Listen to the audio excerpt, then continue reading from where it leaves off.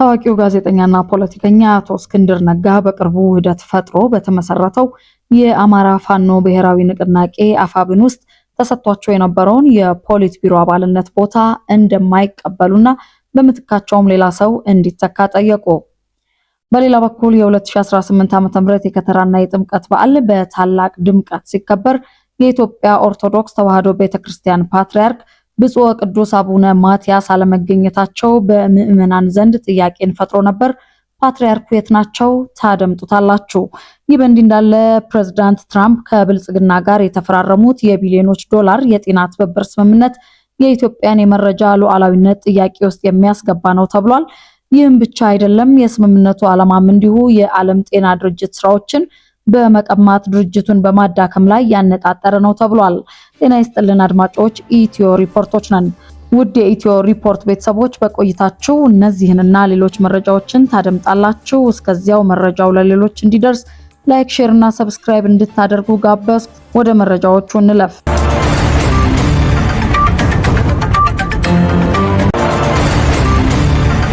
በቅድሚያም ታዋቂው ጋዜጠኛና ፖለቲከኛ አቶ እስክንድር ነጋ በቅርቡ ውህደት ፈጥሮ በተመሰረተው የአማራ ፋኖ ብሔራዊ ንቅናቄ አፋብን ውስጥ ተሰጥቷቸው የነበረውን የፖሊት ቢሮ አባልነት ቦታ እንደማይቀበሉና በምትካቸውም እንዲሁ ሌላ ሰው እንዲተካ ጠየቁ። አቶ እስክንድር ይህንን ያስታወቁት ዛሬ ጥር 12 ቀን 2018 ዓ.ም ለንቅናቄው ፖሊት ቢሮ በጻፉት ደብዳቤ ላይ ነው። በደብዳቤው ላይ የድርጅቱን መመስረት በደስታ እንደተቀበሉት የገለጹት አቶ እስክንድር የታሪካዊው ድርጅት አካል በመሆናቸው ክብር እንደሚሰማቸውም ገልጸዋል። ሆኖም ግን በአዲሱ የውህድ ድርጅት ውስጥ በአመራርነት ወይም በፖሊት ቢሮ አባልነት የመቀጠል ፍላጎት እንደሌላቸው በግልጽ አስቀምጠዋል። በአዲሱ ውህድ ድርጅታችን ውስጥ የፖሊት ቢሮ አባል ሆኜ መስራት እንደማልችል ታውቆ በተመደብኩበት ቦታ ላይ ሌላ ሰው እንዲተካ አሳስባለሁ ሲሉ ጥያቄያቸውን አቅርበዋል። ከአመራርነት ለመልቀቅ ቢወስኑም ከትግሉ እንደማይለዩ አቶ እስክንድር አረጋግጠዋል። እንደ ተራ የድርጅት አባልነቴ ያለምንም ቅድመ ሁኔታ እንደምቀጥልና የሚጠበቁብኝን ኃላፊነቶችና ግዴታዎች በሙሉ እንደምፈጽም አረጋግጣለሁ ሲሉም ለንቅናቄው ያላቸውን ቁርጠኝነት ገልጸዋል። በመጨረሻም አዲሱ አመራር የተጣለበትን ታሪካዊ ኃላፊነት በስኬት እንዲወጣ ልባዊ ምኞታቸውን አስተላልፈዋል። የአማራ ፋኖ ብሔራዊ ንቅናቄ አፋብን በተለያዩ የፋኖ አደረጃጀቶች መካከል ሲደረግ የነበረውን የውህደት ሂደት ተከትሎ የተመሰረተ ሲሆን አቶ እስክንድር ነጋ በዚህ ሂደት ውስጥ ቁልፍ ሚና ሲጫወቱ እንደነበር ይታወቃል። አሁን ከአመራርነት ለመገለል የወሰኑበትን ዝርዝር ምክንያት በደብዳቤው ላይ ግን አልጠቀሱም። ይህ በእንዲህ እንዳለ የ2018 ዓ.ም የከተራና የጥምቀት በዓል በአዲስ አበባ ጃን ሜዳ በሚሊዮኖች በሚቆጠሩ ምዕመናን ታጅቦ በታላቅ ድምቀት ሲከበር የኢትዮጵያ ኦርቶዶክስ ተዋሕዶ ቤተክርስቲያን ፓትርያርክ ብፁዕ ወቅዱስ አቡነ ማትያስ አለመገኘታቸው በምዕመናን ዘንድ ጥያቄን ፈጥሮ ነበር። በተለምዶ በየዓመቱ በጃን ሜዳ በሚከናወነው ዋናው የጥምቀት ስነ ስርዓት ላይ በመገኘት ቡራኬና ትምህርተ ወንጌል የሚሰጡት ቅዱስ ፓትርያርኩ በዘንድሮ በዓል ላይ በመድረኩ አልታዩም። የቅዱስነታቸው መልእክትና ቡራኬም በተወካያቸው አማካኝነት እንዲተላለፍ ተደርጓል። ይህንን ተከትሎ ፓትርያርኩ ለምን እንዳልተገኙና የጤና ሁኔታቸው ምን እንደሚመስል በርካታ ምዕመናን ጥያቄ ሲያነሱም ቆይተዋል። ከቤተ ክህነት አካባቢ የተገኙ ታማኝ ምንጮች እንደገለጹት ከሆነ ቅዱስነታቸው በበዓሉ ላይ ሊገኙ ያልቻሉት በገጠማቸው የጤና እክል ምክንያት ነው። ምንጮቹ እንደገለጹት ፓትርያርኩ ከሰሞኑ በገጠማቸው ድንገተኛ የመውደቅ አደጋ በእግራቸው ላይ ጉዳት ደርሶባቸው የቀዶ ጥገና ሕክምና ወይም ሰርጀሪ አድርገዋል። በዚህ ምክንያትም ለጊዜው እንቅስቃሴ ማድረግ ስለማይችሉ በዊልቸር ላይ እየተንቀሳቀሱ ይገኛሉ ተብሏል። በአሁኑ ወቅት ቅዱስነታቸው በሕክምና ክትትልና በረፍት ላይ የሚገኙ ሲሆን የቤተ ክህነት ምንጮች ምዕመናን ለፓትርያርኩ ፈጣን ማገገም ጸሎት እንዲያደርጉ መልእክትም አስተላልፈዋል። በጃን ሜዳው በዓል ላይ ቅዱስነታቸው በአካል ባይገኙም በዓሉ ብፁዓን ሊቃነ ጳጳሳት፣ የመንግስት ከፍተኛ ባለስልጣናት፣ ዲፕሎማቶችና የሀገር ሽማግሌዎች በተገኙበት በድምቀት ተከብሮ ውሏል። በሌላ መረጃ የፕሬዝዳንት ትራምፕ አስተዳደር ኢትዮጵያን ጨምሮ ከጥቂት የአፍሪካ ሀገራት ጋር የተፈራረመው የቢሊዮኖች ዶላር የጤና ትብብር ስምምነት የሀገራትን የመረጃ ሉዓላዊነት ጥያቄ ውስጥ የሚያስገባ ነው በሚል ትችት ቀርቦበታል። የስምምነቱ ዓላማም የዓለም ጤና ድርጅት ስራዎችን በመቀማት ድርጅቱን በማዳከም ላይ ያነጣጠረ ነው ተብሏል።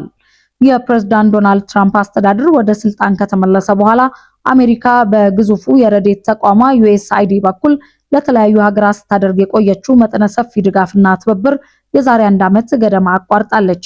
አሜሪካ ፈርስት ወይም ቅድሚያ ለአሜሪካ በሚለው መርሃቸው የሚታወቁት የዶናልድ ትራምፕ አስተዳደር በምትኩም አሜሪካ ፈርስት ግሎባል ሄልዝ ስትራቴጂ የተሰኘ አዲስ እቅድ ነድፎ ስምምነቱን ወደ ተግባር ለማውረድ የሚያስችሉ ስምምነቶችን ከተለያዩ ሀገራት ጋር መፈራረሙን ቀጥሏል። ይህ እቅድ ከዚህም ቀደም የነበረውን የድጋፍና ትብብር አካሄድ ሙሉ በሙሉ የቀየረ ሲሆን ተግባራዊነቱም ከሀገራት ጋር በሚደረገው ስምምነትና ጥምረት ላይ የተወሰነ ነው ተብሏል። ከሀገራቱ ጋር የሚደረገው ስምምነት አሜሪካ ፈርስት በተሰኘው ዓለም አቀፍ የጤና ስትራቴጂ ውስጥ የተካተቱ ወሳኝ ሀሳቦችን በተመሳሳይ መልኩ የሚተገብር ሲሆን ለአሜሪካ ብሔራዊ ጥቅም ቅድሚያ የሚሰጥ የሁለትዮሽ አጋርነትን መሰረት ያደረገ እንዲሁም አጋር ሀገራትም እንደየአቅማቸው የራሳቸውን አስተዋጽኦ እንዲኖራቸው የሚያደርግ ነውም ተብሏል። እስካሁን ድረስ በዓለም አቀፍ ደረጃ ከ27 ሀገራት በአፍሪካ ደረጃ ደግሞ ከ5 ሀገራት ጋር ስምምነቱ ተፈርሟል። ከአፍሪካ ኬንያ፣ ኢትዮጵያ፣ ቦትስዋና፣ ሴራሊዮን እና ማደጋስካር ፈርመዋል። ኢትዮጵያ ለ5 ዓመታት በሚቆየው ይህ ስምምነት አማካኝነት ከ1.6 ቢሊዮን ዶላር በላይ ሲመደብለት ቀሪው በኢትዮጵያ መንግስት በኩል ይሸፈናል። ከሚደረገው የገንዘብ ድጋፍ ውስጥ 25 በመቶ ለመድኃኒት ግዢና የሕክምና ቁሳቁሶች የሚውል ሲሆን 15 በመቶ የሚሆነው ደግሞ 270 ሺህ የሚጠጉ የጤና ባለሙያዎችን ቁጥር ለመፈጸም የሚውል ነው ተብሏል። 60 በመቶ የሚሆነው ደግሞ ለቴክኒካዊ ድጋፍና ተያያዥ ስራዎች የሚውል ነው የተባለ ሲሆን ለእያንዳንዱ ሀገር የሚመደበው የገንዘብ መጠንም ልዩነት እንዳለው መረጃዎች ያሳያሉ። ስትራቴጂው ከሀገራት ጋር የሚደረገው ስምምነት እንደ ሰብአዊ እርዳታ የሚመለከት ሳይሆን በተለያዩ የዓለም ሀገራት የሚከሰቱ በሽታዎችን ባሉበት ቀድሞ በመለየት በመከላከልና በመቆጣጠር የአሜሪካውያንን ደህንነት መጠበቅን የሚያስቀድም ነው። የአሜሪካ ፈርስት ዓለም አቀፍ የጤና ስትራቴጂ ሰነድ በዋነኝነት 3 ቁልፍ ዓላማዎች እንዳሉት የሚገልጽ ሲሆን ይህም ቀዳሚው የአሜሪካውያንን የጤና ደህንነት አስተማማኝ ማድረግ ነው። አሜሪካን ጠንካራ ማድረግና ብልጽግናን ማጎናጸፍ የሚሉት ዓላማዎች በሁለተኛና ሶስተኛ ደረጃ ተቀምጠዋል። የአሜሪካውያንን ደህንነት ለማስጠበቅ በሌሎች ሀገራት የሚከሰቱ እንደ HIV፣ ወባ፣ ሳምባ ነቀርሳ፣ የእናቶችና የህፃናት ጤና፣ ፖሊዮ ያሉ በሽታዎችን አሊያም ተያያዥ ወረርሽኞችን በፍጥነት መለየት የሚያስችል ዓለም አቀፍ የክትትል ስርዓትን መዘርጋት፣ ወረርሽኝ ሲከሰት ከሀገራቱ መንግስታት ጋር በፍጥነት ምላሽ መስጠት፣ ወረርሽኙን በፍጥነት መለየት የሚችል ዓለም አቀፍ የክትትል ስርዓትን መፍጠርና ወረርሽኙ አሜሪካን እንዳይጎዳ ተጓዦች እንዲመረመሩ ማድረግን ያካትታል። በሁለተኝነት የተቀመጠውን አሜሪካን የማጠናከር ዓላማን ከግብ ለማድረስ ደግሞ የሁለትዮሽ ስምምነቶቹ የኢፒዲሚዮሎጂ መረጃን፣ የአገልግሎት አቅርቦት መረጃን እና የአቅርቦት ሰንሰለት መረጃን ለመከታተል የሚያስችሉ ስርዓቶች መዘርጋታቸውን የማረጋገጥ ስራን እንደሚያካትቱ ያመላክታል። ኢትዮጵያን ጨምሮ ሌሎችም ከአሜሪካ ጋር ይህንኑ ስምምነት የፈረሙ ሀገራት የአሜሪካን የቴክኒክ ድጋፍ ከግለሰብ ክሊኒካዊ ቦታዎች ድጋፍ መንግስታት ቁልፍ ተግባራትን እንዲረከቡ ወደ መደገፍ በፍጥነት ለማሸጋገር እንደሚሰሩ ጠቅሶ ይህም የበለጠ ቀጥተኛ የመንግስት ወደ መንግስት ድጋፍ እንዲሁም የግል ዘርፉንና መንግስታዊ ያልሆኑ ከሃይማኖት ጋር የተቆራኙ ድርጅቶችን ጭምር መጠቀምን ያካትታል። ከዚህ በተጨማሪም ስምምነቱን የፈረሙት ሀገራት መንግስታት በእነዚህ ጥረቶች ላይ በጋራ ኢንቨስት እንዲያደርጉና በቀጣይም ለጤናው ዘርፍ የሚደረጉ ድጋፎችን በሚመለከት ገንዘብ ለመልቀቅ መሟላት ያለባቸውን የአፈጻጸም መለኪያዎችን ያካትታል። አሜሪካ ብልጽግና የሚጎናጸፍበትን መንገድ ሲያብራራም በዓለም ዙሪያ የአሜሪካን የጤና ፈጠራን በማስተዋወቅና ኢኮኖሚያችንን ከተላላፊ በሽታዎች ወረርሽኝ በመጠበቅ እንዲሁም በዓለም ዙሪያ የአሜሪካን የጤና ዘርፍ ምርቶችን በማስተዋወቅ አሜሪካን የበለጠ እንድትበለጽግ እናደርጋለን ይላል። የሁለትዮሽ ስምምነቶቹን በመጠቀም በውጭ የእርዳታ ፕሮግራሞች አማካኝነት ከአሜሪካ ኩባንያዎች ዕቃዎችን በመግዛትና በማሰራጨት እንዲሁም የአሜሪካን የጤና ፈጠራና ምርቶችን ማስፋፋትን ያካተተም ነው። ሀገራት ከአሜሪካ ጥቅም ጋር የማይስማማ ፕሮግራም የሚያካሂዱ ከሆነ በማንኛውም ጊዜ ስምምነቱ እንዲቋረጥ ሊያደርጉም ይችላሉ። ከኢትዮጵያ ጋር የተደረገው ስምምነት የስትራቴጂውን ዋነኛ መርሆች ያካተተ ሲሆን በዋነኝነት ግን የጤና ባለሙያዎችን ማጠናከር፣ ወረርሽኞችን መቆጣጠር፣ የላቦራቶሪ ማዕከላት ክትትልና የመረጃ ልውውጥ፣ የላቦራቶሪ ቁሳቁሶችን ማዘመን እንዲሁም ስልጠና መስጠትን፣ ክትትል የሚደረግባቸውን የላቦራቶሪ ማዕከላትንም አሃዝ አካቷል። ይህንን ስምምነት ከአሜሪካ መንግስት ጋር በመፈራረም ቀዳሚ የሆነችው ጎረቤት ሀገር ኬንያ ናት። ኬንያ የ2.5 ቢሊዮን ዶላር ስምምነትን በፕሬዝዳንቷ ዊሊያም ሩቶ እና በአሜሪካው የውጭ ጉዳይ ሚኒስትር ማርኮ ሩቢዮ አማካኝነት በህዳር ወር መጨረሻ ላይ ተፈራርማለች። አንዳንድ ኬንያውያን ግን ይህ ስምምነት አሜሪካ እንደ HIV፣ የቲቢ ሕክምና ታሪክና የኬንያውያን የክትባት መረጃዎችን የመሳሰሉ የግል መረጃዎችን እንድታገኝ በር ይከፍትላታል በሚል ስጋት ሙሉ የስምምነቱ ይዘት እንዲገለጽ ወትውተዋል። ለአሜሪካ እንዲጋሩ የሚደረጉት ምን አይነት ልዩ የመረጃ ምድቦች እንደሆኑ መንግስታቸው እንዲያብራራና ሰነዱ ለህዝብ ይፋ እንዲደረግ በተደጋጋሚ ጠይቀው የስምምነቱ ሰነድ ይፋ ከመደረጉ ባለፈ ጉዳዩ በመጨረሻም ወደ ፍርድ ቤት አምርቷል። ስምምነቱ ከተፈረመ ከአንድ ሳምንት በኋላ የኬንያ ፍርድ ቤት የግላዊ መረጃ ደህንነት ጥበቃን በተመለከተም የዜጎች መብት የሚከራከሩ ቡድኖች ባቀረቡት አቤቱታ መሰረት ጥበቃን የሚሹ የጤና መረጃዎችን ተላልፈው እንዳይሰጡ ጊዜያዊ እግድም ጥሏል።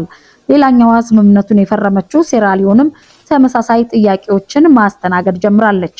ግለሰቦችና አንዳንድ መገናኛ ብዙሃን የስምምነት ሰነዱ ግልጽ አለመደረጉ አግባብነት እንደሌለው በመጥቀስ ለህዝብ ይፋ እንዲደረግ እየወተወቱም ይገኛል። ሴራሊዮናውያን የተመለከቱት መግለጫዎችና ማህደር ይዘው በፈገግታ የተሞሉ ባለስልጣናትን ፎቶዎች ብቻ ነው። ይህ ሚስጥራዊነት ተቀባይነት የለውም፣ ዜጎች ሰነዱን የመፈተሽ መብት አላቸው የሚሉ ጥያቄዎችም እየተሰሙ ነው። የኢትዮጵያ መንግስት የስምምነቱን ዝርዝር ይዘት ይፋ ባያደርግም በአሜሪካ መንግስት መረጃ መሰረት ግን ከሌሎች የአፍሪካ ሀገራት ጋር ከተፈረመው ስምምነት የተለየ እንደማይሆን ይታመናል። በዚህ ረገድም ታዲያ የጤና መረጃ አስተዳደር ስርዓትን ለመዘርጋትና ለመተግበር ባለፈው ዓመት የወጣው መመሪያ ቁጥር 1362/2017 የተካተተው የጤና መረጃ ጥበቃ ጉዳይ ስጋት አለን የሚሉ ባለሙያዎችና ተቋማት አሉ። ስጋቶቹን አስመልክቶ ሄልዝ ፖሊሲዎች ባወጣው ዘለግ ያለ ሀተታም ፍትሃዊ የጥቅም ክፍፍልን የሚያረጋግጥ ሁኔታ በሌለበት ሁኔታ ለረጅም ጊዜ የሚቆይ ብሔራዊ የጤና መረጃና ናሙናዎችን የማጋራት ስምምነት ላይ መድረስ ሀገራት ማግኘት የሚገባቸውን ጥቅም ሊያሳጣ እንደሚችል እንዲሁም ብሔራዊና ቀጠናዊ የጤና መረጃ ሉዓላዊነትን የሚሸረሽር ሊሆን እንደሚችል ይጠቁማል። በአንድ ጤና ላይ የሚሰራ ዓለም አቀፍ ተቋም ውስጥ በማገልገል ላይ የሚገኙት ስምምነቱ ለሀገራቱ ይደረግ የነበረውን ሙሉ የድጋፍ ጥቅል የሚያስቀርና ሀገራቱም አስተዋጽኦ እንዲያደርጉ የሚያስገድድ መሆኑን በበጎ እንደሚመለከቱት ይገልጻሉ። ሀገራቱን ከጥገኝነት ከማላቀቅ ባለፈም በስምምነቱ የተካተተውን የድጋፍ መጠን በየጊዜው ለመልቀቅ አፈጻጸምን መሰረት ያደረገ ሂደት መኖሩ ጠቃሚ እንደሆነም ያስረዳሉ። ሆኖም እንደ ኢትዮጵያ ያሉ ፈራሚ ሀገራት የእያንዳንዱ ዜጋቸው የጤና መረጃ ወይም የዘረመል፣ የደም፣ የሕክምና ታሪክና ሌሎች መረጃዎች ተላልፎ የሚሰጥበት ሁኔታ ከመኖሩም በላይ ከጤና መሰረተ ልማቶቻቸው አኳያ በውጭ ሀገራት ላይ ጥገኛ እንዲሆኑ ያደርጋል በማለትም ስጋታቸውን ይገልጻሉ። ወረርሽኞች በሚከሰቱበት ወቅትም ስምምነቱ ናሙናዎችን የመስጠት ግዴታ እንደሚጥል በመጥቀስ ይህም የዓለም ጤና ድርጅትን ከጨዋታ ውጪ ያደርገዋል ብለዋል። ይህም የዓለምን የጤና ዘርፍ በአሜሪካ እይታና ቁጥጥር ስር እንዲወድቅ እንደሚያደርገውም አስረድተዋል። በተለይም ኢትዮጵያ ባለችበት አጠቃላይ ሁኔታ የጤና ዘርፏን መቆጣጠር ወደማትችልበት ደረጃ ሊያደርሳት እንደሚችልም ግምታቸውን ያስቀምጣሉ። ለዚህም ነው ከኬንያ በስተቀር ሁሉም ፈራሚ ሀገራት ስምምነቱን ግልጽ ያላደረጉት ሲሉም ያክላሉ። የዶናልድ ትራምፕ አስተዳደር የአሜሪካን ፈርስት ዓለም አቀፍ የጤና ስትራቴጂ ስምምነትን ኢትዮጵያንና ኬንያን ጨምሮ ከ27 የዓለም ሀገራት ጋር የተፈራረመ ሲሆን ከነዚህም መካከል ህንድ፣ ታይላንድ፣ ፖላንድ እና የላቲን አሜሪካ ሀገራት ይገኙበታል። በሌላ በኩል ሶማሊያና ኳታር ወታደራዊ ትብብራቸውን ለማጠናከር ስምምነት መፈረማቸው ተሰምቷል። ስምምነቱ በሁለቱ ሀገራት መካከል ያለውን ወታደራዊ ጥምረት ለማጠናከር የጸጥታ ትብብር ለማስፋፋት ያቀደ እንደሆነም ተዘግቧል። ስምምነቱን የሶማሊያው መከላከያ ሚኒስትር አህመድ ማሊን ፊቅ እና የኳታራቻቸው ሳውድ ቢን አብዱራህማን ቢን ሐሰን አልታኒ እንደተፈራረሙት የሶማሊያ መንግስት የዜና ወኪል የሆነው ሶና ዘግቧል። ሚኒስትሮቹ ዶሃ እየተካሄደ በሚገኘው ዓለም አቀፍ የማሪታይም ወታደራዊ ኤግዚቢሽን ላይ ስምምነቱን እንደተፈራረሙም ተነግሯል። ሶና እንደዘገበው ከሆነ የሁለቱ ሀገራት ስምምነት በቀጠናዊ ሰላምና መረጋጋት ላይ ለመስራት ያለመ ነው። በቅርቡ ከዩናይትድ አረብ ኤሚሬቶች ጋር ያላትን ዲፕሎማሲያዊ ግንኙነት ሙሉ በሙሉ ያቋረጠችው ሶማሊያ ከሳውዲ አረቢያ፣ ከቱርክ፣ ከግብጽና ከሌሎች ሀገራት ጋር ያላትን ግንኙነት እያጠናከረች ትገኛለች። ከሳምንታት በፊት እስራኤል ከሶማሊያ በመነጠል ነፃ ሀገርነቷን ላወጀችው ሶማሊላንድ የሀገርነት እውቅና መስጠቷን ተከትሎም ከአቡዳቢና ሞቃዲሾ መካከል ያለው ግንኙነት ከምን ጊዜውም በላይ ሻክሯል። ተንታኞች እንደሚሉት የሶማሊያ መንግስት የሶማሊላንድን ነፃነት ከሚደግፉ ሀገራት መካከል አንዷ ዩናይትድ አረብ ኤሚሬቶች ናት ብሎም ያስባል። አድማጭ ተመልካቾች ከኢትዮ ሪፖርት ለሰዓቱ ያዝናቸውን መረጃዎች እዚህ ላይ አበቃን። በሌላ መረጃዎች ደግመን እስከምንገናኝ ጤና ይስጥልን፣ ቸር ያሰማን።